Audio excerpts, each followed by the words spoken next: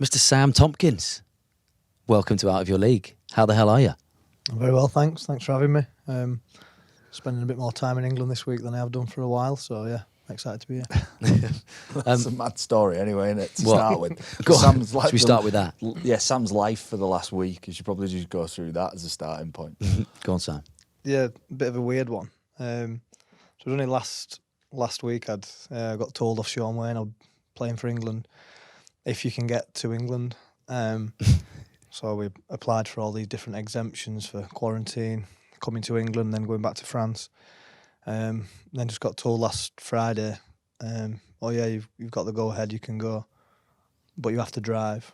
It's either fly private, which was 16,000 quid. 16 grand. I love it that you even went to get a quote. Do you know what I mean? It's like, it's either fly private, and that's where it stops for me. You know what I mean? But Got a few prices. anyway. Yeah. I'll have a look. I'll have a look quote. into it. Got to have some sort of I contact. He's basically got, got told, a private if you jet, want to Sam. fly, it's 16 grand. Somebody said they go halves with me. I said, Who'd go for 8 halves with you? grand, just for the Wane? journeys. Yeah, Wane said he'd go halves. So I said, you know what, I'll drive it. So I literally got told at lunchtime, dropped my kids back in school for the afternoon, and then just got in the car and just went for it. How long was that? Set off about 2 o'clock in the afternoon. I got to Northampton by like 4 in the morning.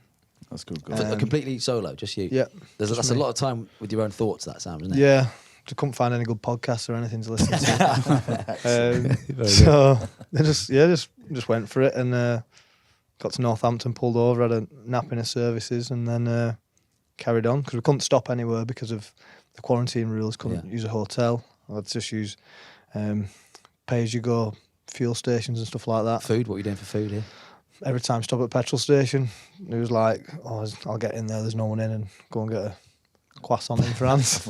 Just a croissant. A croissant, and when he got to England, he got a ginsters. Yeah. You know, like, he went from full culinary trip. When he wanted you on for No, those 1,000 plus miles. Then just got back to stayed at the Marriott at Worsley and just slept for about 20 hours after the drive, and then I was good. Wow, and here you are. Did you stop off at home, Milton Keynes? Because you are from Milton Keynes, the heartland of rugby league. Yeah, I was born there, and then I think He just when distanced I was about himself. 2 hasn't he? months. You know what? I've never been back there since I was born there. So I'm Because the what happens honorary in Milton Keynes, president. It's one of the those rugby places team you there. just sort of go past and just, on the train. Does anyone, what happened? Any ideas? Have we got any listeners in Milton Keynes, do you reckon? Maybe. Is it a man-made town? I think it was a post-war man-made place. It's like Warrington, Pile stuff of like that, that. wasn't it? There's not a lot going on in Milton Keynes. I don't think. No. I mean, So you were what, sort of 3, 4 when you headed north? Because No, obviously Joel and couple of Logan were months born old. in the north, weren't they? Yeah, well, Joel was born in Warrington. So my dad was a police officer, and he was only 20 when he had Joel. So to sort of move up the policing ladder, you had to just sort of go wherever you were posted. So Joel was born in Warrington. Then my mum went down to Milton Keynes. That's where they had me. Not long after that, they applied to move somewhere else. Went to Chorley. Then my younger brother Logan was born in Chorley, and then we sort of settled there until me and Joel were like, was I 7 and 9, Yeah. and we were playing rugby. We started playing rugby in Chorley Panthers, and then the standard wasn't great, and my dad was like, well, take you to Wigan, that's where everyone plays rugby. Like, my dad's a rugby fan but never played himself. So the Panthers was your first taste of rugby league then? Yeah. Having come Yeah. from, the state of origin area of Buckinghamshire. Yeah. I just sort of followed what Joel was doing, played, and my dad said, oh, you can go and play in Wigan. And then it ended up with 2 of us playing. They were travelling to Wigan pretty much every day for one of us to train. And then my dad was at a stage where he was a police sergeant by then, so he could sort of pick where he wanted to work. And so he applied to get the sergeant job in Wigan and got that. So then Knowing full well that we you could guys all go. wanted, or the idea was to maybe have a career with all 3 of you. Yeah, that was the only reason to go in. We didn't have any family in Warrington. All our families in Wigan, sorry. All our families in Warrington. That's where my parents are from.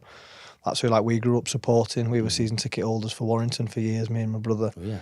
And then, so then just purely for the fact that we were playing rugby, my parents said they'd move to Wigan, which it's only now when I'm older and I've got my own kids that I think can't believe he moved house so we could play amateur rugby when we were 9. And But then who saw something in you at that age? It kind of worked out, didn't it? Well, Do you know what I mean? yeah. It's like for every story where Sam and Joel and Logan actually come good, there's probably a story where there's a family moved to Wigan and it don't work out. Isn't there? of course. There's probably several families in Wigan now thinking we really shouldn't have moved to Wigan. Why did we move to Wigan? Oh my God! But that was well before, because you were at what was the school called? St. Fisher, St. John Fisher. which is where Chris Ashton came through. They all went there, didn't they? Which is where. Well, basically, quite a you few go Wigan there if you legends want to were. play. If you want to play for Wigan and you're in the Wigan area, you go. So when we were playing at Wigan St. Pat's, and you quickly get told like, this school is a rugby school. When you go in the main entrance of the school, there's a massive wall just full of rugby players. Pictures of Shaun Edwards' big head. It's unbelievable the amount of people that have gone through that school, and it's when I started, it's like quite a strict Catholic school. That suits you to the bone, doesn't it? Well, yeah, so I've never been christened, never been to a church. Just good at rugby. Yeah, that's why Joel got in. And they were like, "Oh, he plays rugby, we'll get him in." So Joel went. Is he a And Catholic then now? when I was going, they were really good at rugby, boys. yeah, that was it. But they get you in. But the guy who sorted this stuff out had left the school by the time my younger brother came to go to school and put the application in. They were like, "Not in the catchment area, not Catholic, don't go to a feeder school." Well, how do we let him in? I don't know. His brothers got in, so we had to go to a different school. So me and Joel went to this rugby school. Logan went to one down the road that everyone else should have gone to. And now you two have just left him. You've both gone to Catalan and just left him at Widnes. Yeah. There's always been that divide. Maybe that's where it started in high school. St John, is it like the northern working class version of Harrow? Basically, You know what I mean? yeah. You went to public You go school there- in Wigan, basically. Yeah, you go to Harrow and there's pictures of like rugby union internationals and like prime ministers. But what was You that go like to when, Wigan, I mean, I'm imagining here you're only just about double figures. It's post sort of playing for Chorley Panthers. So, I mean, at 10, do you really know, I mean, you two as well, do you really know that you're good enough or like, willing to move a family around and to put a family's future on the line? I don't know. You sure promise at that age, but I don't know. I think if you're a parent whose son wanted to play professional sport and you showed a bit of promise, you might put them in an environment where that can grow and that potential can blossom a little bit. But I suppose if there's 3 of you as well, there's a bit more of a reason to do it than just one. Yeah. I think my dad's like the pushy parent as well. Is he? Like my mum don't care about rugby, don't care like what we do. But my dad from pretty early age was like anything sporting, he'd be like riding us pretty hard on it. Push you to the point where it was almost like, hold on a sec, I don't want to go in this far. Because I know quite a few people like that who've been pushed and pushed and pushed. I used to spend, it was funny actually, about 2 weeks ago I took my son to a skate park and he was going around on his bike and it was the first time, it was like the adults one, he was only 5 and he was going over these big bumps and I was stood at the side watching him. And as he's going round, I'm like going, no, pedal faster in that bit and, oh no, go round that edge and then go down. And he was doing it for ages. I'm stood there forgetting I'm in the moment. And then he pulled up son Rex, he was like, Dad, can you just stop shouting while I'm doing it? And he had this flashback, I was like, that was me. I am my dad. Yeah, it I was. turned into my dad. It was, I was like, this was my dad 20 years ago. Like Yeah. my dad was, every single week I'd be playing and halfway through the game I'd be like, Dad, stop telling me. And it's coming from a good place, but used to... It's a fine balance though, isn't it? Yeah. Because I guess at that age you do need someone to push you, to direct you, and everyone's different. But that balance got pushed sometimes. Did it? In school, I got into a cross country competition, and I won the cross country. I was still in primary school at this point. 10 won it for the school. Then I went into like a Wigan school and came in the top few. And then you have like Northwest cross country, and it was through Standish across in an area of Wigan through all these fields. Anyway, so I just went off on this run. Can't remember how far it was, a couple of K. And halfway through, I was doing all right. And my dad come next to me on his mountain bike. So there's all these other kids just running, and I'm running, but my dad's next to me on a mountain bike. I'm like, Dad, we go away. Do you have like He's a like- Lucasade in your mouth like that? He was going to, it was to make me quicker. He goes, if you catch them lads up in front of you, I'll stop riding next to you.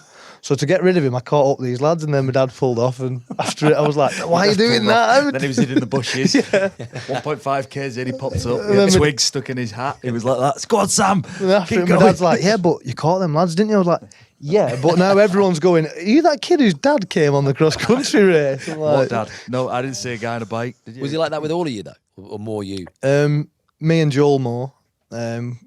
My other brother Logan, he's that laid back. It wouldn't matter what he did; he'd just do his own thing anyway. So with me and Joel, he was a lot more pushy. But that was pretty much constant through sport for as a kid, and that was probably the reason for why they did up sticks and move to Wigan, just to facilitate us as young kids playing rugby. But parents, like, you have to make sacrifices. You know, if you want your kids to become really good at something, it takes a huge commitment of time and effort. You know, just to get them into the right position where they potentially could be a professional. So, like, there's a huge sacrifice goes on from parents, isn't there? You know, you think about how busy our own lives are now, and you think you take that time out, you know, weekends are chockers, 2 or 3 nights driving backwards and forwards to Wigan. It's a massive commitment, especially with 3 lads playing rugby. So, and I think back, like, my mum and dad, they didn't have a social life because they had 3 sons playing sport. And, like, I think now, like, my mum, like, she'd be taking us somewhere, washing all the kit. My dad would text one of us somewhere, mum would text someone. I was like, they probably never saw each other. They had no social life, just for us playing rugby. And obviously they enjoyed watching, but it's only when you become a parent and you become a bit older. Now I think back and go, yeah, you know what? At the time you just think, oh, that's what your mum and dad do. They take you to rugby and they buy you the new rugby boots and they don't need to see anyone else better from us 3. Yeah, not everyone's dad's getting on a mountain bike and following around. Big Phil. No, my dad. I've got a similar sort of story to, you know, when, you know, the first sort of camcorders were out and you've got the big sort of date and time in the bottom, and I just remember, like, under 9s rugby, like the video camera sort of scanning round.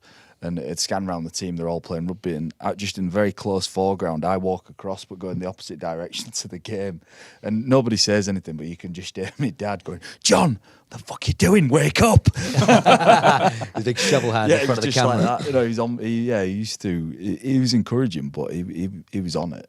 And, like, your parents have got to be into it, haven't they, for you to be good? Like, my wife, like, her parents took her to swimming at 5 in the morning. You know, like, swimmers are ridiculous. That sacrifice, like dedication from parents. Yeah, I mean, to some extent, team sports are pretty cool because you do get a social life. Yeah. You know, as a parent, don't you? Like, whereas, you know, my wife's dad Andrew would drive to the swimming pool at 5 in the morning before work, sit there. You know, not speak to anybody in a boiling hot swimming pool. Sweaty and horrible. So, that's 4 or 5 days a week as well. That, yeah. So there's you need to make sacrifices, and you know, obviously paid off. Well, yeah, but that rewinding to that point then, when you're at St. Pat's, and then, you know, that's one level, but to then get into the Wigan Academy, for you personally, Sam, was 2007. That's when I guess your parents would have thought, okay, well, look, let's ramp it up even more. We've made these sacrifices, but am I right in saying as well, when you guys, obviously Shaun Wane was there when you were a kid, and, you know, you made your debut in 2008, but in 2007 he looked at you and Joel, and he saw that Joel had a massive head, and he thought, okay, well, we know how big this guy's going to be, how much he can grow because of the size of his head. That's what I've read. Small, but they looked at your head, and you had a pinhead or something at that time. But obviously they could see some sort of talent in you, but it was different to size. Yeah, is that how he works out how big someone's going to be? That's what I'd read. Is that true? Wayne should be 9 foot tall then. Well, why is Wayne not 9 foot tall? He should be like. I've read an interview with Shaun Wane saying that. Yeah. That when he saw you guys as kids, he realised how big Joel could be as a player because of the size of his head. Well, Joel's always been a lot bigger than me, and so I don't think they ever thought I'd be that big. But it was probably when I was about 16, I left school. I was leaving school and going to the Wigan Academy. Then my parents probably thought all these sacrifices weren't really worth it because I wasn't one of the best players in the academy. So when I first came, sort of in 2006, sort of coming into the under-18s, they offered contracts out. People are getting a few grand to play and go to college and that. For the season? Yeah, for the season. It was just, they're only 16, it might be 4,000 or 5,000 a year just to play. And I got called in the office, they were like, oh, we've got what's called a pay-as-you-play contract.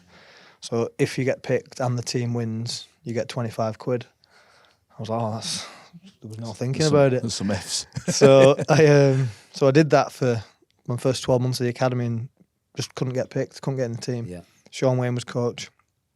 And I was quite a late developer, so when I was 16, I looked about 13. And you know what, you're playing against 18-year-olds, and there's some kids at 18 that are the men. Yeah.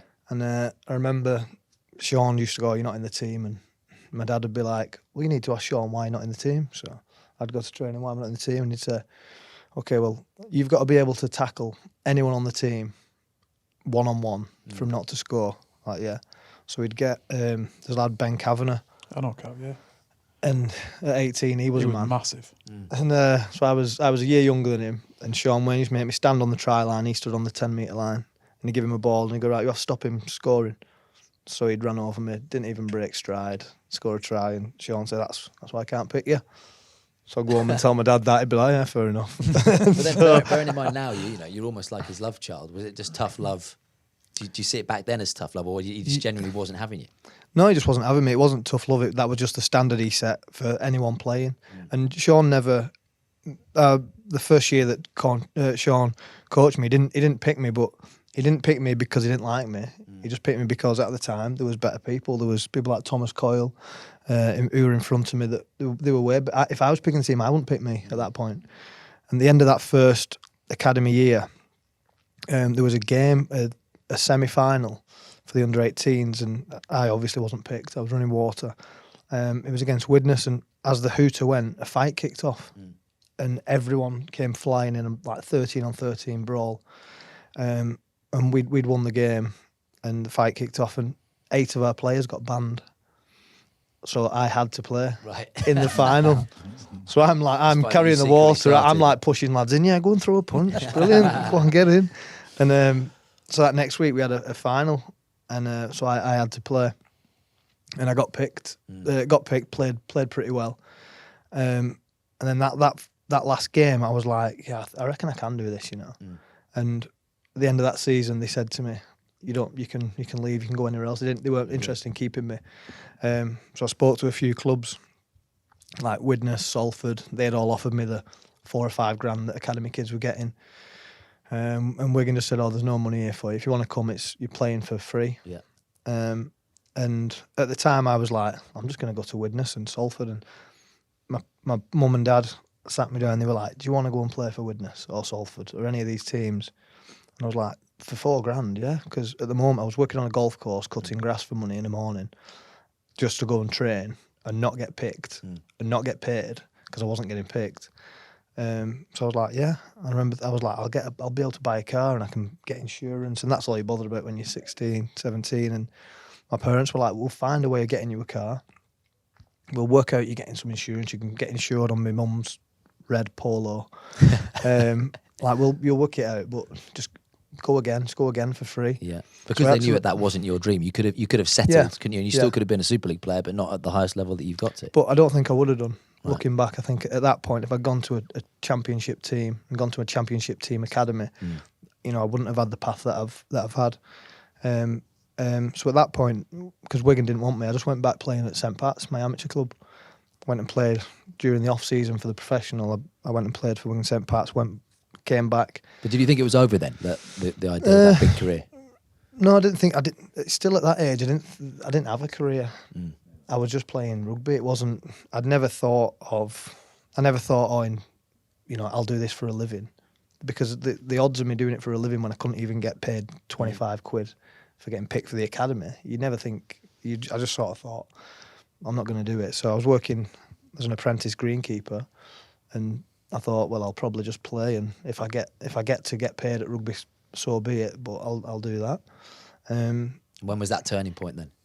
So I've played about my second year of academy. I started getting picked as soon as I went in, because I played this grand final the year before, and I think that had given Shaun a little bit of confidence in me, and he's picked me from the start. And 5 or 6 games in. Was that 2007? Yeah. That's when I signed for Wigan. I could see then that you had something in you. You were like massively competitive, weren't you? Yeah. Even though you were skinny and you were weeding, you weren't probably as developed as everybody else.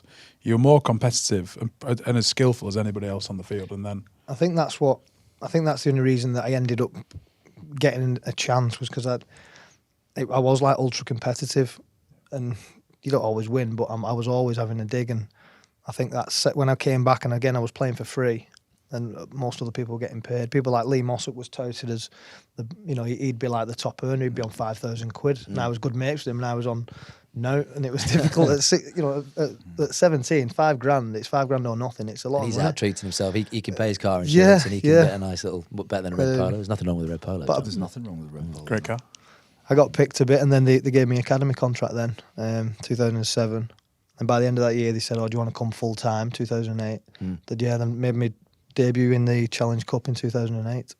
I find that really interesting, don't you? Yeah. Just the subject of sacrifice is quite an interesting one to tap into. But people may well have, they do, don't they? They have a perception of you through whatever, and there's been some controversy along the way and so on. But they very rarely know the heartache, whether they care about it or not. It's interesting to hear that, isn't it? Because it immediately opens up your personality and the things that you've strived to do and struggled to do over the years. But I think everyone's journey is like really subtly different, and for everyone who's like a high achiever, 15, 16, there's somebody who does it a different way and a tougher way. And like, Sam being competitive, I know for myself, when I was younger, you play out your age group. So I played like in age group, younger.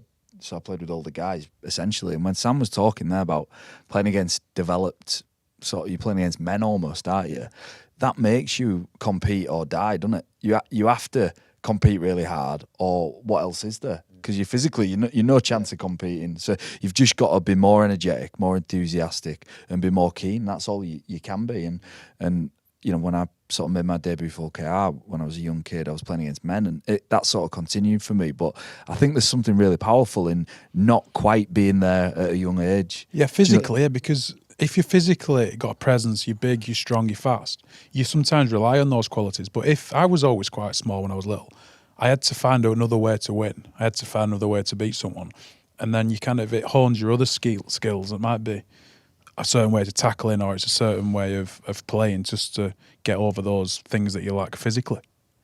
When you then won Shaun Wane over, which clearly wasn't too long after that point we've got up to, how big an influence has he been since then? Because we know now, obviously, you just made you England captain, and he's still only 32, and there's a massive future in an England shirt under him, and we obviously know everything you've won at Wigan with him as well.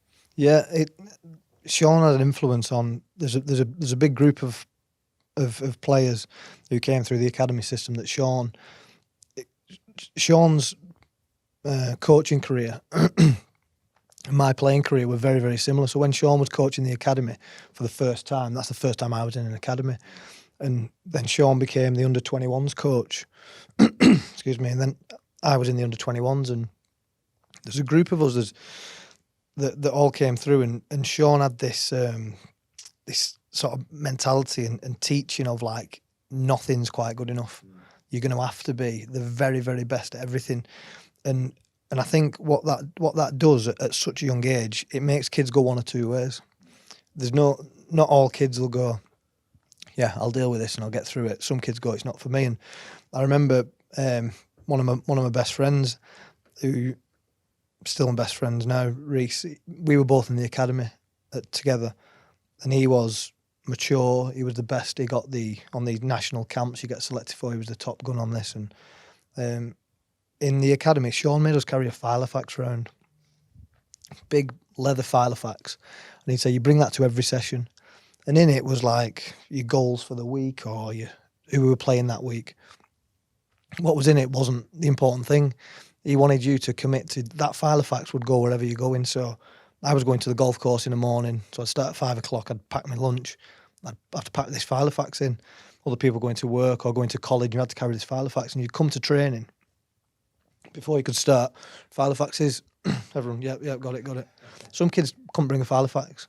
So Shaun would go, well, that's not good enough. You're not playing this week because you've not brought this useless Filofax with some crap in it that you don't need.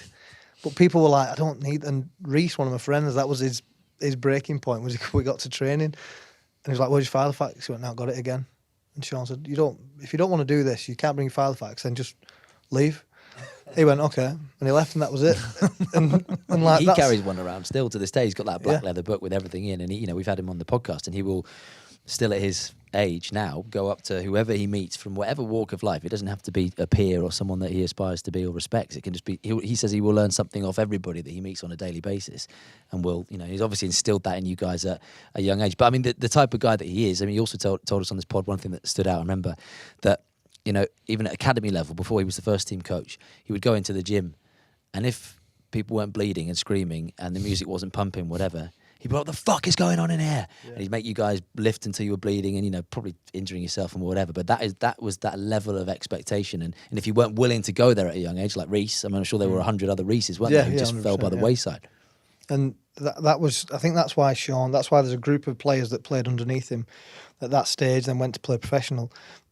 that group was much, much bigger at one point, and it got narrowed down through Shaun being in an academy system, being so ruthless with 16, 17-year-old kids that unless you could do everything you'd be told, and in the gym, if you couldn't run until you passed out, if you couldn't lift until you can't lift anymore, then you wouldn't be able to be there.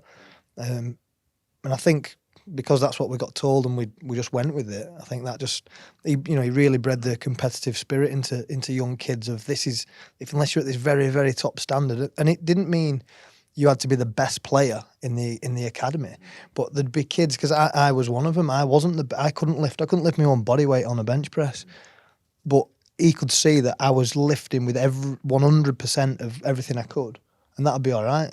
Someone could be lifting double that, but if that wasn't their 100%, then he wouldn't be happy with it. With Shaun's mentality, though, all it does is flush out the people with the mindset that he wants at a much younger age. What I think there's a temptation in coaching sometimes is to maybe preserve a young person's self-esteem for a period of time, to give them the best opportunity, not to get rid of the Reeses of this world and keep them along in the journey.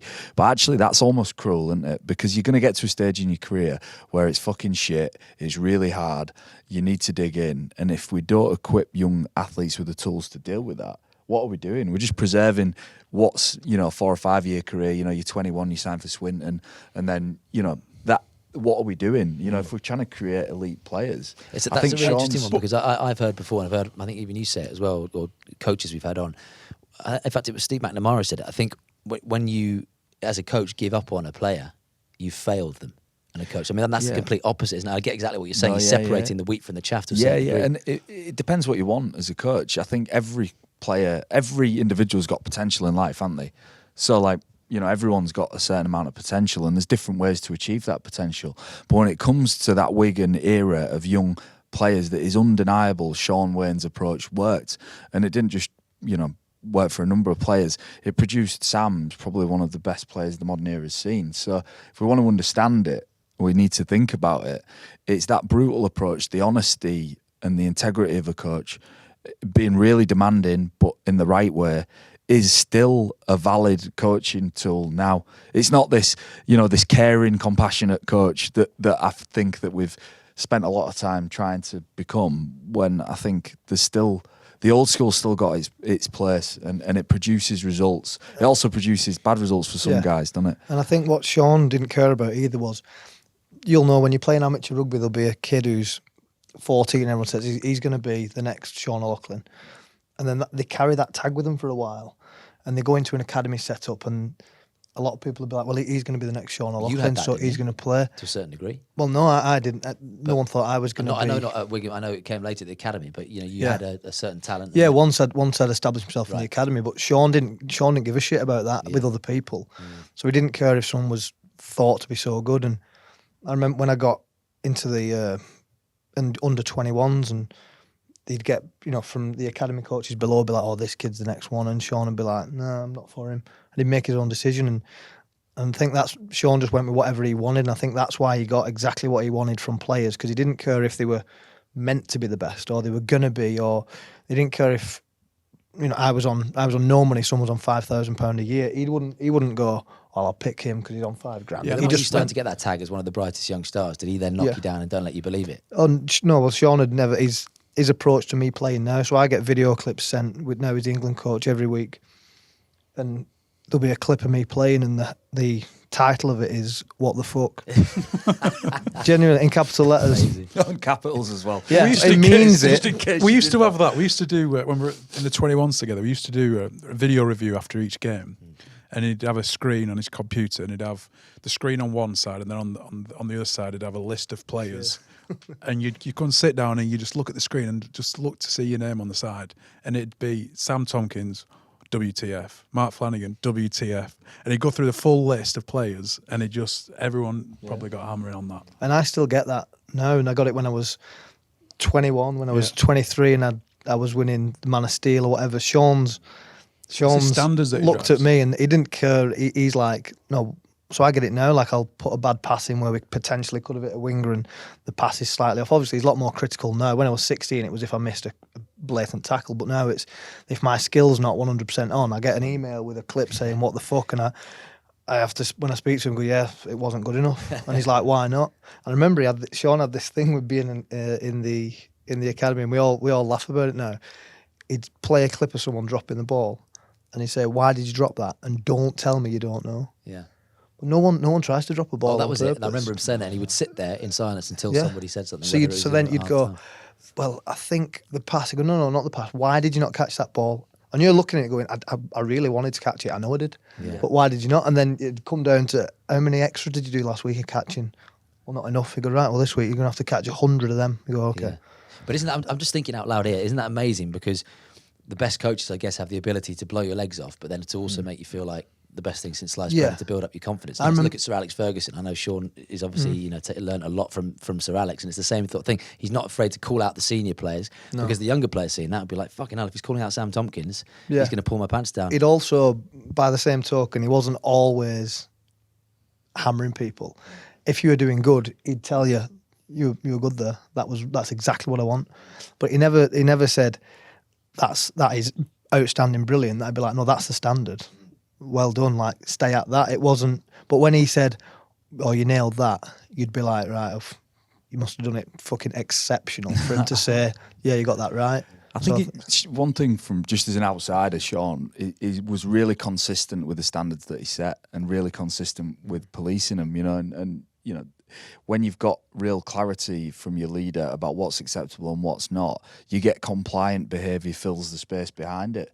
And people who don't comply are gone, aren't they? They just get moved on. So when you're really consistent and you're a leader and you're a coach, you end up finding the people who will comply and will do the things that you need to do. And I don't think anybody's been more consistent with the standards he's set other than Shaun Wane. Like, I watched a game with him. We were covering a game on TV, and I watched a game with him, and sitting with him for like 8 minutes was fascinating because there's some of the details that he found so important were things that would just be overlooked. Like the effort areas of the game, body language, just all these. It was interesting for me, and I thought he's looking for different things than most people look for. Yeah, and he finds things, and he says, nobody. You can have 20,000 people at Wigan, and he'll go, there'll not be one person in the stand watch this, but this is what I want, and it'd be a left centre tracking back and eventually making a tackle on the right at some point, or something as small as just filling space 1 metre and making a tackle. And Shaun would go, but if you didn't do that, if you didn't make that 1 metre move, they could have scored. And he'd pick it out, and honestly, you're like, why do you give a shit, Shaun? Yeah. We had the sometimes, video. but that's what it's like. Sam, we had the video, right? They do the video where you put the arrows and you like move people around and stuff. And he spent 40 minutes, Wane, rearranging this defensive line. It was like picking people. Like, he's never used this thing before. He's like, right, move him here. He's like, pick him up, put him here, move him. And I'm like, it's like this. It was a 10-second clip. It took Shaun Wane 40 minutes to get it perfect. And he's like, right, that's it. I'm happy now. That's great. The attention to detail is fascinating, isn't it? And I know you said before you weren't scared as a kid, academy days, to go into his office and say, look, why am I not playing? Because I need to play. I want more than 25 quid a game, and I'm not even getting that. So, is there a time where you stand up to him and say, no, you're wrong, and challenge him and whatever? Or is it always easier just to take it? Yeah, it is easier, but me and Shaun have had some tough conversations where I've gone, nah, I don't buy into that. And he says, well, this is what I think. And how does that play out? Yeah, it doesn't go down well. You've always been like hugely confident though, haven't you? In terms of not questioning a coach, but like giving your side of the story, aren't you? A lot of lads would just take it. Yeah, and I think, don't really know where that comes from, but I always think, well, if I genuinely believe it, I'm not just saying it. I'm not trying to say to Shaun, no, I don't think that's right because I look bad on that clip. I'm saying because that's what I believe, and if I'm wrong, then Shaun will go, no, this is what it is, and this is. But he probably wants that as well, doesn't he? With his psychology, he probably wants you to challenge him at times. Probably, and I think that he must have promoted it from somewhere, and I still have it now, like with Steve McNamara and Steve and Shaun, like completely different coaches. They coach completely differently, and then me and Steve will go, what do you think of this? And I'm like, no, I don't think that, and he does, and that's just how I think, especially with the position I've played, I've always been in the spine at half and fullback. You have to have complete clarity on what you're doing, because it's me that's going to go out on the field. So if Shaun, for example, or now Steve says, oh, I want to do this, if I don't fully believe in it and I can't really go and execute it to 100%, but after a conversation, never got to the end of a conversation with Shaun and said, right, we're just going to have to agree to disagree. He wouldn't have let that happen. Look, I'm really intrigued to get into the differences you mentioned there between Shaun Wane and your coach now currently at Catalan and Steve McNamara, because you say there's such a vast difference. But when you look back on those 2 Wigan spells and the ridiculous amount of silverware that you won, what do you look back with, kind of memories? Just really good times. I was lucky when I came into the Wigan first team, 2009. I played Super League. We were like a semi-final team, really. Got to semi-final in 2009. We got beat off St Helens at Knowsley Road, and we were sort of happy that we got to a semi-final. Then Michael Maguire came in. He brought Shaun up as his assistant, and then from day one of pre-season in 2010, it was like, we're not a semi-final team anymore. This is the minimum standard, and everyone's going to get to it. And we had a horrendous pre-season. It was horrible. And then the full dynamic of the club changed from that point. It was like a perfect storm. So I was just really lucky that I came into that environment at that time. Like Sean O'Loughlin had been playing for 10 years before that, and Lockers hadn't won a trophy. The club hadn't won a trophy for 13 years. And then we came in and was playing with senior players as well, but the group of us came through, people like me, Mickey McClorum, Joel, Faz. We came in and started winning silverware, won a grand final in 2010. So a lot of it's just down to luck, but my time at Wigan, I look on it, massively fond of the enjoyment I had of getting in. It was like the dream of playing first team, got that, winning trophies, you got that, like, consistently. So it couldn't have gone any better. The intensity that team, the Wigan team, like every now and again in sport, like a team comes in and it changes, everything changes around them. And I remember, we've been at St Helens for a number of years, and then the Wigan team that Sam's talking about there, that 9, 10, Michael Maguire, there was an intensity to them that just changed the way our teams had to prepare to play, because they were that intense. Was the detail was that good. It was scary for us, because in 2010 we only signed Paul Deacon. It was the only signing, and Deeks had played at Bradford for a long time, won everything. He was just a senior half-back to come in. So he couldn't change a team on his own. But what had happened was, because Shaun hadn't been allowed to be with the first team by that point. He just hadn't been promoted up. He was still academy, and then Michael Maguire and him got on, realised they had a lot of the same philosophies and thoughts on things. So they took over, and the intensity, it was horrible for some. When you're not used to it, it was like we had went on an army camp in 2010. This was like, a lot of teams have been on army camps in the last 10 years, but this was like the first time. He'd brought it from Melbourne, and I remember we went, and it was just the worst 4 days of my life. No sleep, just doing stupid things that have nothing to do with rugby league. And you lie there in bed at 4 a.m, there's some army guy banging pans behind your head while you go to sleep, and you're thinking, this can't make me better at rugby. It can't. There's nothing. No. This does not correlate to catching and passing. So where's this going to make us better? And it did. It did. No, Sam, I'm not having it. I'm not having it. You can't trace it back to the pan being banged behind. It was because he just made us work that hard in these 4 days. We'd never done anything like it before, and Mark Riddell just cracked. The first I've only seen it. One player just went, I can't do it. Mark Riddell just packed him one morning, just wouldn't get out of bed. He was like, his back was Caesar salad. Yeah, wasn't it? his back had gone. And do you remember the example he made of him? Oh, it was like, because Mark Riddell had come over. He was a senior, played in Australia a long time. He was overweight, but he was a good player. And he came in, and we had like these 3 days from hell. They were terrible. And on the 4th day, we woke up in the morning, and we all had these T-shirts on, numbered, like a blue team, red team, whatever. And this guy comes out, and he's counting all the numbers, and he's like, we're missing someone. Who's missing? And no one wanted to say it, but Mark Riddell had got up in the morning, put his own clothes on. He just lied on the bed with his bag and said, I'm not doing it. It's too difficult. I'm not doing it. So we're all stood there. Michael Maguire stormed around. Who's missing? And no one wanted to say anything. So he stormed back into the where we were sleeping, this dorm. And he's going, get out of bed, you fat, all sorts. And he's like, an intense guy, in Image. Oh, ridiculous. And Mark Riddell went, you've got a duty of care as a coach to look after me. And Matt just went, fuck your duty of care, get out of bed. And he won't get out. So then he got us. So we're then running around these fields, the head coach, like the angriest you've ever seen him. So this prick's lied in bed, like I'm not doing it. We're getting hammered, and then we finished. That was the last day. We finished last day, and the end of the thing, we met at a pub. And they had like a pint for everyone before we got the bus back to Wigan. Everyone stopped, and Madge got us all in, and he was like, "Oh yeah, just let you know, Mark Riddell's on his way. Nobody speaks to him." We're like, "Right." He goes, £100 fine for anyone who speaks to him. That's like something you do at school, isn't it? Yeah. Don't talk to Wilkin. Dead straight face. No Don't one kiss did. me. So did the heck? He came in, just stood there, and everyone like went. Wouldn't speak to him. Then we got on the bus back to Wigan. No one spoke to him on this bus because Madge's just there staring at us all still. Like, then we got off He's the trying to bus. start a conversation. He knows Right. that we've been told. So he's just looking out the window. And then we got back to Wigan, and he got in the car with it. He lived near a few of the lads, Tommy Lulu and that. And he got back in the car and was like, "Are you going to start speaking to me now?" And they all just cracked up laughing. Started speaking to him. And How old would Mark Riddell have been then when he signed? 30 odd. Yeah, he'd have been well in.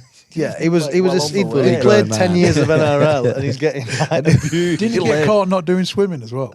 Yeah. So his punishment for that day was then he had to go. They found like a local swimming pool and said, "Right, you've got," because he said, "I can't run. My back's too bad." But he wanted to like flog him for not doing this day. So every day he had to go swimming 5 a.m. at this pool. And he did it for weeks. He had to go and do like a 1 kilometre swim every day before training. And he could swim, he's pretty good at it. So he was like, "Oh, it's not that bad." He went. And then he's been doing it for weeks. And they'd go on his own and do it. And Michael Maguire had been checking every day with someone from the pool, phoning up saying, "Has he been? How long was he in for?" Every single day. But Mark Riddell just thought, "Oh, he'll not be checking every day." So he'd done it for weeks. He missed a day. And then he came in training. Michael Maguire's like dead calm. "Oh, how was your swim this morning?" He's like, yeah, good. I was a bit tired." He went, "Oh, was it? Why are you lying?" He's like, "What do you mean?" "Why are you lying at me? I know you've not been. I phoned the pool. You didn't turn up." And then blew his legs off. I can't remember what his punishment for that was. But he checked every day that he'd gone doing this swimming. Yeah, That's I think like, yeah, yeah, great- Maguire great setting his swim this alarm at 5:30. He's like Yeah. that. he was that The intense. phone's He'd have never rang at the swimming pool. It never rang since. It's Michael Just double Maguire. bluffed him. Is he there? Yeah. So intense. But he was that full on with everything. It was, but he took over like he'd go in the kitman's room. George Unsworth, kitman. He's been the kitman for 30 years, and he'd have him like come as he'd walk in. George would be like, "I'm okay, I'm folding kit." He's doing it for nothing. He had everyone on pins, like thinking everything had to be perfect, and it was, and it worked. The obviously before we get on to Catalan, either side of the Wigan spell was a trip to the NRL. You got a massive move, didn't you, to New Zealand Warriors in 2014. Yeah. When you look back on that time, because you were playing some great rugby, and I know Yeah. you know homesickness was sort of cited and so on. Do you regret going? Do you wish you'd stayed longer? How does that sit in your career so far? I don't regret growing. Definitely happy I went. When I came back, I wish I'd stayed another year, just because it got to the point. So in my first year, I played some decent rugby. Didn't play my best. As a team, we finished 9th. But you know, speaking with the coaches and that, you know, I'd done decent. But because I'd gone with such a tag on me, and it was like New Zealand Warriors have, since the start of time, have underachieved. They've had loads of potential but not quite got there. And it was, I just won the Man of Steel in England. They said he'll come and he'll sort it out and we'll win the Premiership. It didn't go like that. No. Cheers for that, guy. So there was loads of pressure on. So I got hammered just for, as it is over there in the media, you get hammered if you're not the best player on the pitch. And then in my second year, I snapped the PCL ligament in my knee, and I just injured that. And my wife just fell pregnant, and I got a phone call from Chris Radlinski, and he just said, "Oh, I don't know what you're thinking. I know you've got 1 year left, but if you want to come back," they were just bringing in the marquee signing rule, so you could sign a player who wasn't on cap. Yeah. He's very good at that, and he persuaded him, did it with Bateman. He must be Yeah. very powerful on the phone. Yeah, he is, and I think I'm the same as Batty would have been. If you've had good time somewhere, never left because the team was It's poor. an easy Rad. sell, isn't it? Yeah, so Rad's phoned me. I was like, yeah, you know what, I want to do it. So I said to my girlfriend at the time, my wife now, about going back, and she didn't want to do it. She was like, "No, I like it here." But then once she'd fell pregnant, and the thought of being so far, because it is a pretty long way Yes, away from family. far. With your Quite first far, baby, it felt like we should be back. And my Joe lad, young, he just had a daughter, and my other brother Logan was due to have kids, and we were all around the same. And my wife's got 2 sisters who had young kids at the time. It just felt right to go back, and we did, and went back. And I can't say I wish I didn't go back, because went back and was successful. We won another comp there, and I really enjoyed my time. But I think I'd probably made the decision a little bit on, because I was injured. I'd never had an injury before, and I snapped this ligament in my knee, and I just felt like, just want to be around comfort, and you want to be around your own sort of support network of your mate down the road, your mum around the corner, and I just didn't have that, and I made that decision. And I think what I should have done is just got my knee better and gone out and played. But from that point, when I was at the Warriors, they knew I was leaving at the end of the year. I had this injury, and they sort of just said, just play, you're all right. And I knew my knee wasn't right. There was something wrong with it. Well, I knew what it was. My PCL was snapped, but they were saying you can carry on without that, because a lot of players do. And I just couldn't. I was running, and I just felt it was, when you have that dream where you're fighting, you can't punch them, or you're running away from someone and you can't run. I felt like that playing, and it was. What is that dream about? I've had that. Is that just massive insecurity? I've had that. You must have had that. You try to punch someone, it's just not doing it. It's normally you. It's just like it's normally trying to punch me. I don't know. Yeah, but there's nothing worse than being on a rugby field and feeling like that. That's what I felt like. I was playing like that, and I couldn't turn. I watched clips of me, and I was like cringing, because I couldn't. If I was tracking at the back of the line as fullback, and they turned the ball back another way, I was like doing a U-turn like a bus. I couldn't step off this foot. But at the time, the club were like, no, you just get through it, because they wanted to just get the most out of me. They paid a lot of money for me to go, and that was fair enough. Then as soon as I got back to Wigan, they sent me to like the best specialist, and he was like, you can't play on like that, you need an operation. So it was an underwhelming start back at Wigan, because I started getting an operation. First operation, I had a synthetic PCL put in my knee, and then I had a comeback of not just getting ready to go on the field, but then once you're on the field, getting yourself back to where you should have been. You built yourself back to your best, and the rest. But on that was an interesting time for me. I worked on a few games watching you, and there's a lot of people at that time were quite critical of you, weren't they? Yeah. Do you know, as in like, 100%, they were like, I remember cringing at times, but I was with people who were saying, oh, that's, he's gone, he's gone. How much, you obviously, as a player, you're aware of that sort of chat, aren't you? Yeah. 100%. How much did that, like, as a competitive guy, wind you up? Well, no one would be questioning my ability more than me. Yeah. I'd be watching games and going, I'm better than that. I can do better than that. And I knew I was coming back from a knee, but I was always going, like, I think back, and I was like, before a game, be like, it's 100%, feels perfect. Yeah. And then what it actually got to after that stage was 10 times better again. But at the time, so I was watching games, and I was like, I was always confident. I was more confident because I was, what was I then, 26, about 26 from my first injury. And I'd seen loads of people come before me and have knee injuries and come back and come back to the best. So I always had that confidence. But yeah, I was getting hammered, and I was, people had loads of times be like, oh, remember when you were good a few years ago?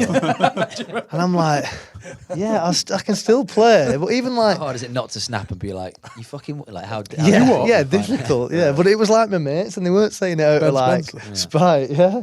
They were just like, do you remember what you used to be? Yeah, they were just like, oh yeah, do you remember 2013 was good? That remember you were quick and that really like hurt. Oh yeah, kind of laugh it off. I'd be like, oh yeah, no, yeah, and I'd go and be like, when was I good? At a time, we've had this conversation on these pods before, but at a time when social media was like in its peak, for trolls and whatever, and now the last few years people have tried to address that. They're always going to be there, but you must have been getting some shit as well. Yeah, but I've got shit from day one. Yeah, you used to embrace that though. I remember playing against Sam for Saints in Wigan, and you scored a really good try, and then ran past all the Saints fans, fucking winding them all up. Like you used to embrace all that, didn't you? It's sort of that pantomime villain theory, innit? And we played a game against the Exiles 2011. We ran out for the warm-up. It was at Leeds. And we ran across to the side where all the Leeds fans were, the South Stand. I remember I was running across with Jamie Peacock and James Graham, and all the fans started booing. And I was like, what's these two done? Genuinely. And then in the warm-up, I was catching kicks. Someone was kicking the ball to me. Every time I caught it, they booed. Pass ball, I was like, that is for me, isn't it? And I got booed every time I caught the ball. I was playing for England, in England. And then I was like, this is bizarre. And I remember after the game speaking to Jamie Peacock, and Jamie Peacock was like, it's just let you know it's bullshit that. Yeah. And I was like, oh, don't really matter. And then social media, obviously, like as you said, trolls and things. But I quickly realised social media isn't real life. Yeah. No.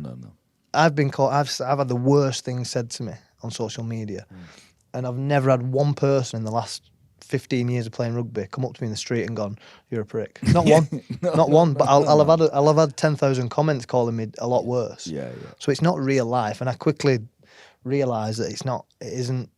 You know, we talk now about people who show off their lives on Instagram, and they've got nice cars and nice watches, but they've got crippling monthly payments. But you don't see that, do you? And it's a false image, and trolls and abuse online is also false. It's not these people. If you walk past them in the street, they'd probably be like, hey, "Am I alright getting a photo? Or can I get a picture?" But then you've obviously also, and everyone knows full well, it's not just the booing and the two fingers up to people. If you play the pantomime villain, people will want to catch you out. I'm thinking of the rectum of Wigan comments and whatever. You know, that at that time that was sort of, and John's talked about this before, people shoving camera phones in your faces. And I mean, Jesus, we've all behaved in ways perhaps we shouldn't have, with a bit of hindsight and without 20 pints of Guinness inside you. Yeah. But and everyone's an angel, aren't they? If you do something wrong, or even in a game, I remember playing and I got sin-binned for something against someone, and the abuse you get off people, like, oh my God, what? You're like, hold on, I got sin-binned for like a high tackle.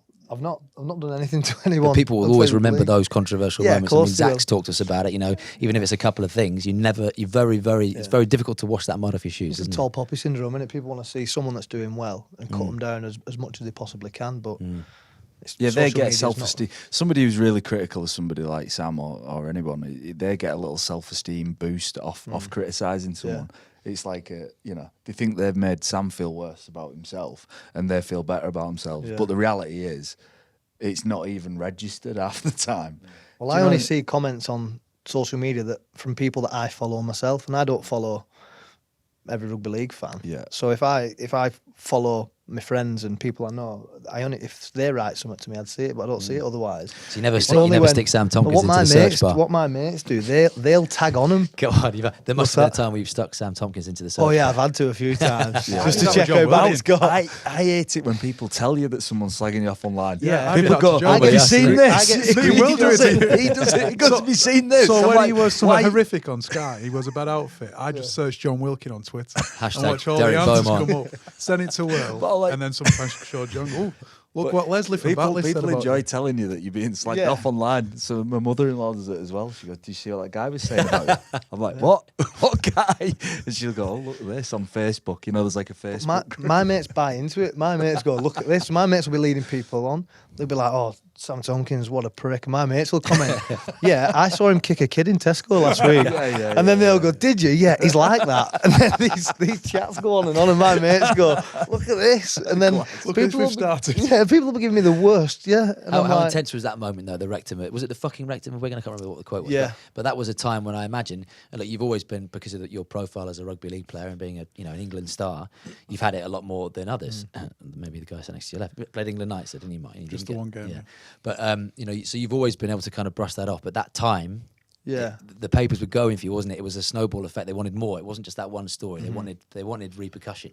Yeah, of course. And it was basically a video of me and Joel arguing, and it was a 20-minute argument, and 1 minute of it was videoed, and it don't paint a great that's picture. The clickbait that everyone wants. Yeah, of course. And after that, it was, for me, like I say, I've been getting shit from day one of playing, so I still had that mentality of these people that hate me, I don't know them. But then Joel had never really had that before. But Joel didn't have social media, so it didn't really affect him the same either. It was more like family and friends, and like my mum having to watch. It came on, I can't remember the Mail Online. Oh, it's on the Mail Online. I'm like, yeah, it doesn't matter. But like my parents, for them, it was worse. Yeah, I felt terrible for my parents that I felt like people had then questioned them. They'd be like, "What sort of parents are they?" When I know I've had the best parents that have done everything for us. I'd never want people to look at my parents and go, "Bad parents," when it was a drunken a drunken argument on one night isn't a... And someone's willing to cash in for 150 quid or something. Yeah, of course. Maybe a And- bit more than that, wasn't it? Probably. But Yeah. But they want that. Well, that's like, it makes good news, doesn't it? And I think the issue with stuff like that, and I think rugby league's all like often fallen foul of this, is when you try and permeate through to make mainstream news. Quite often in rugby league, it's the bad stuff that makes Yeah, it. of course. Look at the Ben Flower punch. Yeah, the When most Ben- watched. Yeah, it's the most watched rugby league clip in the last 10 years, and it's someone getting sent off. Yeah. I remember Ben won't mind me talking about this. Straight after it, he was in a bad spot, Ben. He was like, and everyone then thought that Ben Flower was this crazy thug. He's the nicest man you'll ever meet, and he had a brain explosion. He had a fight on a pitch when you're that pumped up in a grand final, and he's done something bad, and he knew that. But then everyone goes like, oh, but still people know like Ben Flower, he's crazy, is he? But that people can, want like, that pantomime. No, not at Authorities all. want that pantomime to a certain degree, shit don't they? sticks. Yeah. Well, that's the problem when it's if it's responsible journalism, probably gives a balanced view of it. Ben Flower's lost his head, he's cost his team the game. That's punishment enough as a professional. Yeah, of isn't course it? it is. You don't Like, want everyone else you don't to know want about then it. everybody, whoever comes in contact with you, thinking that you're just some sort of crazed wild animal. And same with Sam and Joel. Like, for everybody who meets them, expects them not to be polite, professional sort of people. Is expecting that sort of reaction from them all The the amount of time. times I've met people over the years in loads of different walks of life, and you meet them, you're like, hey, you're right, and they're like, quite normal, You're all right, aren't you? you're all right. I'm You're like, actually all right. What were you expecting? But if they've like when Flashy's on about when I scored against Saints and ran backwards in front of the crowd, Yeah. people think I walk around Tesco doing that, or Yeah. they think I'm like But the F game you to needs Saints that. I'm not fans. saying Like, the game needs. it's I'm not not. saying the game needs Ben Flower, knocking people out and whatever. You were on the pitch that day. You ran a mile, didn't you, Mark? Yeah, I ran the remember other way, yeah. watching. And then he knocked you out a few years later on, didn't he, Ben? Yeah, it was Should nice, get Ben so. on one day. But it's almost like the authorities. I say the authorities. I'm not saying Super League wants that, but I was at that game and it was like iconic's the wrong word, but I remember that. Like vividly for the rest of my life. It was it was quite a powerful moment within the sports history. Sam made the right point. Is that it's as old as time, isn't it? The villain, the like pantomime villain. It's been around since like fucking Greek mythology. They've always used like as an entertainment tool. There's a hero and there's the villain. And if you use it, you have to pay the consequences. Yeah, but Sam would always be a villain to Saints fans at that time when Wigan were coming right back over the top of St Helens. Sam was at the heart of everything, scoring like unbelievable tries and celebrating. It's no different. It's no I don't different. think he's you're not arsed, are you? No. It's not- quite part of the love of playing a game. Yeah, and but the it's- adrenaline rush. The same thing is, look, in sport, a Saints player scores in front of the Wigan fans, does the same thing. But we always forget, don't we? Yeah. So Paul Whelan's tapping his chest in front of the Saints fans is fine. Yeah. But if Sam Did Tomkins it- do it to us, Yeah, it's yeah. not fine. How dare You know, and that's I just remember- sport, isn't it? I remember watching Wigan, going in the South Stand at Wigan, watching Wigan against Saints. I must have been in the academy system, the scholarship system. We used to get a free ticket to the match, and Shaun Long, every time Shaun Long ran the other side, they'd all boo him, and I didn't even support Wigan. Yeah. No. I supported Warrington, but I used to go because I got a free ticket. So if Shaun Long came past, we'd boo him, and it's- Rightly so, though. Yeah, to be but- fair. Some But people normally the are most very- talented people in the history of any sport are the ones that get booed, aren't they? You Yeah. don't get pantomime villains No, who aren't it's- great at their but craft. it's do you? just it's part of the job, isn't it? And that's ultimately like And it's part of social media. When you sign up for social media, that's what you sign up for. course you do, yeah. And you can use it however you want. Like my social media, I'm not very active on it, and I don't put anything personal on it. But if you have social media, then you are opening it up. And Yeah. what social media does is gives everyone a platform where things they seem more valid than they are. If somebody writes it down and you've got to read it, you're like, oh yeah, he thinks I'm a prick. But that's the same bloke you walk past in the street 100 Yeah, times, yeah, he'd never say anything to you. Look, we haven't got long left with you, and I want to touch on a couple more topics. But the distance of playing for New Zealand Warriors, and I know it was a lot more than being in Perpignan in the south of France, but it didn't put you off being away from home comforts, and you went to Catalan after Wigan, and you've had a great time there, and you're working under Steve, who we mentioned earlier. How different is life for you living in a tiny little town in the middle of nowhere, little village? Yeah, it is. It's very different, and I think living in New Zealand and enjoying living in a completely different culture and different country, different people, I enjoyed that part of it. So when the chance came, Steve contacted me. It was when I was actually playing against Catalan after the game, because we'd stayed in touch. He'd coached me at international level, so we'd always been in touch. He just said, "Oh, if you ever fancy it," and then from that moment, I was like, "You know what? I do fancy it," and my wife was like, "Definitely keen." And so we moved over, bought a house in a little village called Bonpass, not far out of Perpignan, and it's brilliant. Can't complain about it, and it's something that when we first moved over, we knew it's a big change. The language is the main barrier. We knew it'd be a massive change, and we hoped that we'd like it, but you can never 100% say you will. But hand on heart, from day one, we've loved it, and I can't see us moving back anytime soon. Do you feel detached from Super League being that far away? Yeah. It's nothing like when I was playing for Wigan, because when you're in France, all the fans, they'll, if you're not playing well, they're not happy. But it's Catalan against the English teams, so the fans are like, if you're not playing great, but you lost a game by 6 points, it's always the referee's fault. It's the referee's fault. That's always handy, isn't it? And it's and that's the sort of way. And people in France are so different. Like, I got asked the other day when I was in England camp, like, oh, what's it like with the fans and things? I'll walk through the village I live in, the local fruit shop, Didier and Fabien. They'll go, bonjour, bonjour. They don't want to talk to me about rugby. They'll go to every single game and watch it, but for them, it's more it's like a big night out. They all go and eat after the game, and they have a drink, and all the fans are really, really behind you. And when you finish training or when you finish a game, it's not, where I lived in Wigan, you've got St Helens, you've got Warrington, so when you're out and about, you see a lot of people. Some, oh yeah, want to chat to you about rugby and things like that. Over there, you never ever get it, and you do feel a little bit more. You're away from it, and you're in such a completely different place. Do you enjoy that peace? Yeah. That peaceful space. Yeah. I don't think I would have done years ago. No. I think, well, now I've got 3 kids, soon to be 4. I have a life away from rugby, and you don't when you're a kid. When you first starting playing, You live and breathe it, don't you? that's it. There's not a minute where you're not thinking about rugby when you're 21. But now I'm older, and I do have, family comes first, and I've got my wife and my children. Having that time away from rugby, on a weekend, play on a Thursday, that few days off, it's so much easier to switch off from rugby. And I think that's so much better for my kids as well. I wouldn't want my kids going to school in Wigan if I was me 7-8 years ago, getting hammered for something, or playing against Saints, doing something and getting hammered. I wouldn't want my kids going to school and there will be someone's parents like, oh, that kid, his dad's this, and I'm away from that. And what do you do? What do you do in terms of like French lifestyle and French culture? You get into wine and cheese, or he played any golf? I actually got into wine in New Zealand, so I was already ahead on that. Tell me you play ball just in like the town square or something. Yeah, Petanque it's called. Yeah, Petanque, that's it.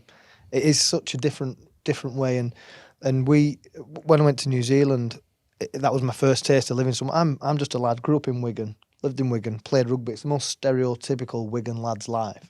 Went to New Zealand, I was meeting all these different people, from learning about the New Zealand culture, because they're very big on that at the Warriors. It was so different, and it was a little bit like a light bulb moment to me, like, there's a world outside of Wigan here. And then when I went back to Wigan, that's why I was always like, I'll go and do something else. And then going to France, like, we love it. It takes so much adjusting, because it is, the lifestyle is so different. After getting used to it, it's an amazing place to live. When you, obviously the time we were recording this, you guys are absolutely flying, and you've already had a great couple of years there. How much of a game changer do you think it would be for France, for Catalan, for everything that Steve has gone there to do for you as well at 32, with still, a good few years ahead of you, if you could win a grand final with Catalan? It'd be absolutely huge. I think Steve's gone there and got him the first silverware in the Challenge Cup, and Catalan have always been an inconsistent team. You can play against them one week and they blow you away. You play against them next week and you'd win by 30 points. And so and when they won the Challenge Cup, they were terrible in the league, but they knew they could get up. And Steve's really good at. He's a very positive coach, Steve. So if you're on a bit of a roll and you're going well, he'll fill you with confidence. If a kid's had a average game, but a couple of things were really good, he'll tell him how good those good things were, and that's what he wants more of. And that's his style of coaching, and it can work. And it's working for us at the moment. And the difficulties is going out of the win one week, terrible the next, and we're starting to get that this year so far. We've been pretty consistent. So, and Steve's bringing that in, and it's something that you have to. It don't come overnight, because everyone who plays there knows that's it. It's not, and people had give up in my first year in 2019. We got beat a couple of times, and it felt like there was people on the field that gave up, and I'd never experienced that before. being from playing at Wigan, that was a non-negotiable. You can lose big, you'd lose big, but it wouldn't be through lack of effort, and that's what it was at times. And Steve's now turning that round, and we don't really have that. Well, that atmosphere as well, that Challenge Cup final. I mean, it was, sorry, Mark, but it was the pictures of the French guys at Wembley. Yeah. I mean, it's something. It's building there, isn't it? There is something building. Yeah, definitely, and I think it's got to come. The bigger picture of it is bring young French kids through, and Steve's doing that now more than any coach has ever done before. And there's young kids that do need to be promoted and do need to play more, and Steve's willing to do that. So I think the bigger picture, Didier and Fabienne and the people in the cheat, you know what I mean? Those guys are coming on side. You know, the idea that those boys coming up to London to watch a... And loads of people, I get comments now like, "Oh, you're getting pretty good now, aren't you?" People, and you're like, that's the form of 2013. Yeah, you're good again. Yeah, but that's what people are, hoping, and that's what we want. You know, we work hard, and there's a big group of players that want to be consistent, and Steve's really helping that. I think he's got the balance right. It's a lot about player management to coach a team like Catalan with. You've got French lads, English lads, Aussies, Kiwis. You've got a big mix, 2 different languages. So it's a lot of it's about player management and getting the very best out of people in different ways for different people. And Steve's very good at that. He's got, well, I don't think he's got the best out of you. What I'm trying to say is, I think you're at that point in your career where you know more than you've ever known about the game. Yeah. Your knowledge base for rugby is like the best it's ever been. And physically, probably body's not quite where it was in 2010 or 11. But are you enjoying being in that space where you know more about rugby than you've ever known, and you're putting that into practice? Yeah, and you'll probably have had the same feeling. Towards the end of your career, some games become easier because I'm not as... I don't do much guessing. You know, it's pretty easy to predict how we're going to play or how a team's playing, and obviously you get things wrong and you have some tough battles, but yeah, if I could put this brain in a 21-year-old me, I'd be very good. I'd be very good. On that subject, how much is left in the Sam Tomkins tank at 32? Plenty, the way I'm feeling. You know, my body's good for a 32-year-old. How long you got left at Catalan? I'm up this season, but I'll be. Mate, he's in Bonpass. staying. He's eating some really nice French produce. Big up bread. You know, he's a glass of red every now and again. Petanque. Just fantastic lifestyle. He looks less stressed than he's ever been. That's a relaxed French man. sun's not helping the look. Well, I'm looking like a mulberry handbag. Apart from that, You've had your fair I'll share of take knocks, that. though, like you said there. I mean, but really, you think at least another couple of years, at least. Yeah, comfortably. Yeah, I've had 2 major injuries and touch wood for a long time. I've not been. And Steve, you get to an age as well where they just want you on the field to play. So I'm not doing army camps and I'm not smashing into people 5 days a week like you do when you're younger. So the club are very good with that. I've got some really switched on staff in Rich Hunswick and Steve who know how to get the best out of a senior player. People like Jimmy Maloney. Jimmy Maloney's older than God's dog, and he's still turning out every single week, and that's because of how they look after us to make sure that we're in the best condition. And that might be 1 week getting flogged, but the next week it might not be, and they're very good at that. If you put you back then, right, you're back in the army camp, day 1. Do you get through it now, or are you Mark Riddell? I'm Mark Riddell. Absolutely. I'm Mark day Riddell one. all the way. You won't get me there. Not even off the bus. When they go, right, the bus is leaving at 7, I'll be doing the same thing in my own bed at home. Like I've fell for this before. No chance. Well, that's an amazing way to finish, because I'm just thinking also when you say it's all nice and Steve knows how to manage you and whatever, you're still then meeting up with Shaun. He's told you to drive across the whole of the world to get here. I wonder how your hip flexors are after that journey. But World Cup, place to finish. I mean, the boy who via Milton Keynes via Warrington, Wigan Academy, St. Pat's, St. John Fisher, all those things that you think about that we've talked about. And you've had some great memories already in an England shirt, but what an opportunity this is for you with Shaun. And again, I don't know Shaun like you do, but from the outside, it's like I'd want to play for him, and at the end of this year, it's given where we've been with the world of COVID and everything, what a stage to be on. Yeah, it's an unbelievable opportunity. I think it's, for the World Cup to go ahead this year, it'd be sort of a celebration of a bit of normality, having a competition like that, especially on home soil. And, we've got a great squad. And with Shaun, you'll not find a coach who wants to win a World Cup more than Shaun. Without doubt, I know that. And he'll do everything he can. And it's funny how it goes full circle from Shaun first, not picking me to making me the captain of his England side. It's the huge honour, massive opportunity for me personally, but as a group, you know, to win a World Cup on home soil would be right at the top of anything I've ever done. Sam Ledge, thank you so much. We kept you for well over an hour there, so really appreciate you coming in, mate. And thanks for everyone to listening to Out of Your League. We'll have a new episode for you, as we do every week, available to download from wherever you get your podcasts. You can watch us on YouTube if you really want to. There's not much to see, is there? Can you watch on YouTube? Yeah, Right. Yeah, Didn't know. And you can give us a little follow as well at Out of Your RL on Twitter. Be seeing you.